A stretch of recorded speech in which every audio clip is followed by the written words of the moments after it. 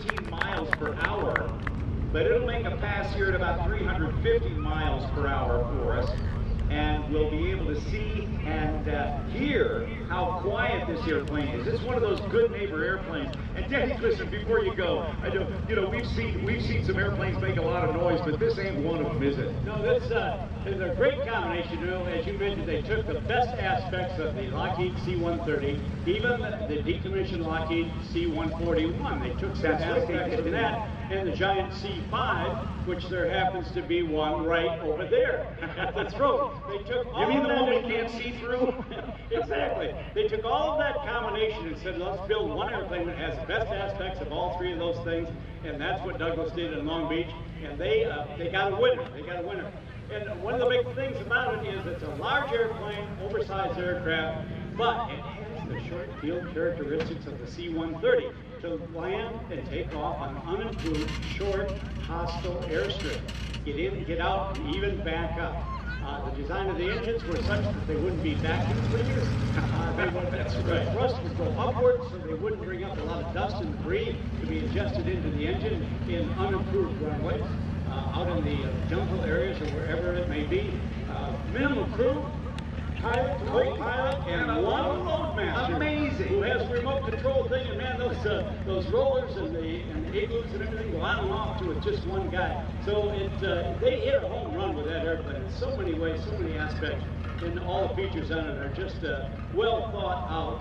And by the way, while it is not as big as the C-5, I think our data says it carries about 70 or 75% of the load of the giant C-5. The one that's on display right now at the throat of the square, and it takes that and it gets it into hostile territories, like the C-130 Hercules. Now, as it approaches from the left, not only has it combined all of that and been a home run, but it also hit a home run in terms of cost. Listen to this. It's the third most expensive airplane in the world to produce. The first one is the B-2 stealth bomber, $737 million a copy. The E-3 Sentry airborne warning and control system airplane coming in at $270 million a copy. And this one, $218 million a copy, and it's worth every penny. By the way,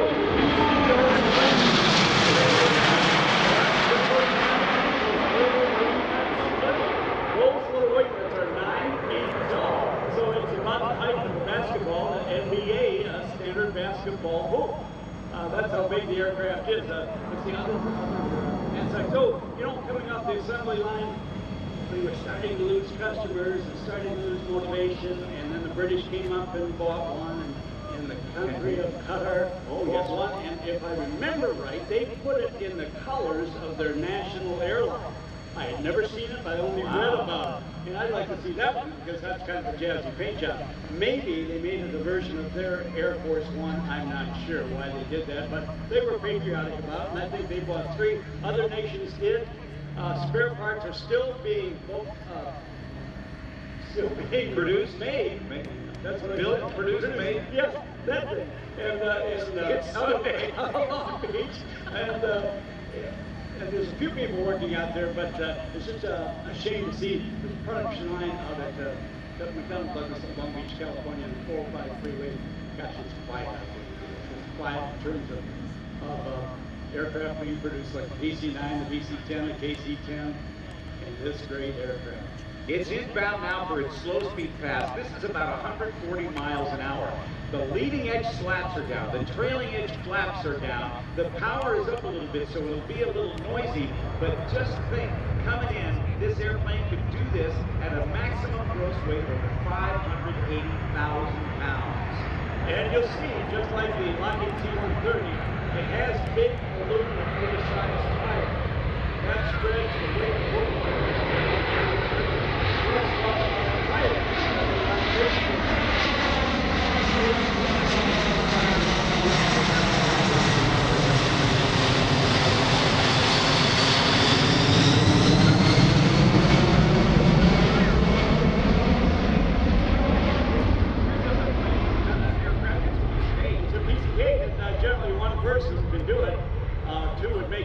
You know what it reminds me of? Horseshoer shoeing a horse.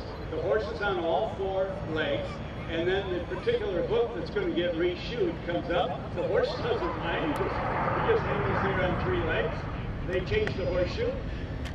Down goes the hook again, just like this airplane here. That's the first time I've ever heard changing a tire on a multi-million-dollar airplane like shoeing a horse. Well, they ran over a horseshoe nail, so that's why the tire went flat. Take a hike. Gotcha, didn't I? Oh yeah, you did. You're not gonna get me. Well, no, it is, and it's Sunday. We're either tired, but we've been through this enough that we're on our game, right? Now let's watch these guys as they turn it around. There has been something said about this. Is it a fighter or a freighter? And the reason people asked that question was because instead of a big control yoke like the C-130 or the C-5, it's got a stick for both the pilot and the co-pilot, and each position also has a heads-up display displaying on that piece of glass the vital flight information. It also has quadruple redundant computer flight control systems that will allow it to be very, very maneuverable. And if all of those fail, they still have a mechanical backup. Now let's watch. I asked Wesley Wilkening about this. I said, is it responsive? He says, you know, it looks like a school bus, but it flies like a Ferrari. Let's watch this 360-degree turn. It'll be about 1.2 to 1.4 Gs. This is kind of lazy, so it'll be one of those maybe twice standard rate turns. Not a lot of bank, but here comes the C-17.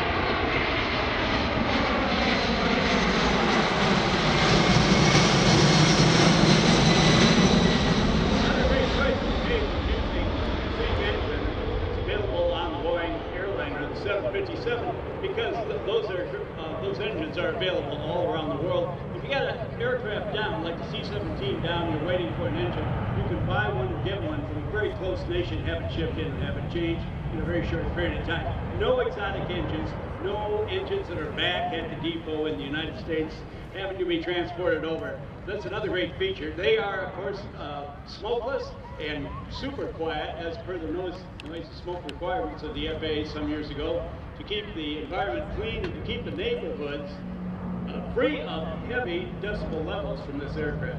This airplane has set a number of world records, including payload to altitude, time to climb, and the longest airdrop mission in history. And watch it as it comes by. You can see the winglets really well now, bare with the naked eye. And as we see the line,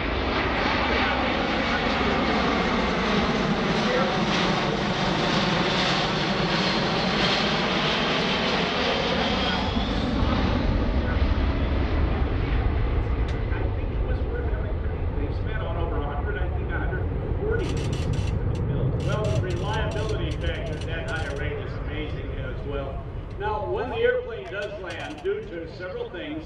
The big oversized tires, the anti-skid braking system, the maximum braking on the ground, and not one set of reversers, but 2 sets of reversers on the engine that again point upward in case you're landing on a field that has a lot of what we call FOD, or anything that will damage an engine. And that stops it in those very short distances of a short, unimproved, combat, hostile strip. And that's what we're about to see. We normally have a 3-degree descent rate. And what Mazzarelli and Patrick and Wes Wilkening told me is that this is a 5-degree descent rate.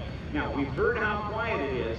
What you will actually be able to see is something Danny was talking about, the thrust reversers. I want everybody to keep your eyes on the nacelles of the engines, because you will see panels open up as they engage the thrust reversers. Again, instead of having the thrust go back to push it through the air, they're going to push the thrust out the front to use them as gigantic air brakes as they slow down.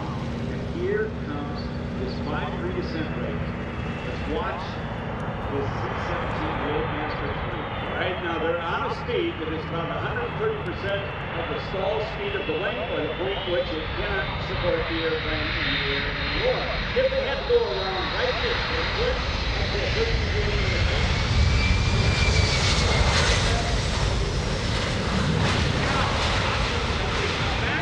this is about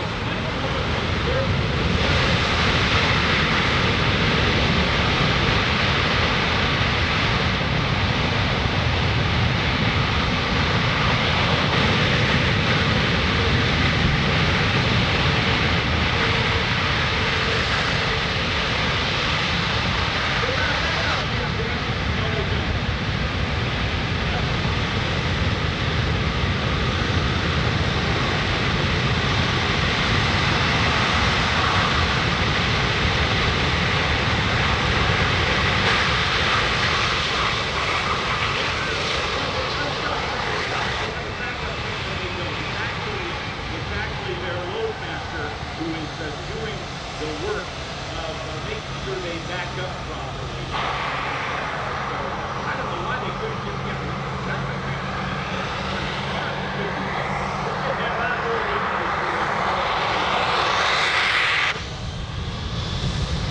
Now the back of the airplane, as you keep sloping up towards the tail, that's where the ramp comes down. So you don't need to carry a ramp with you. You don't need to have one at the destination. The airplane takes care of that. You can either rapidly bring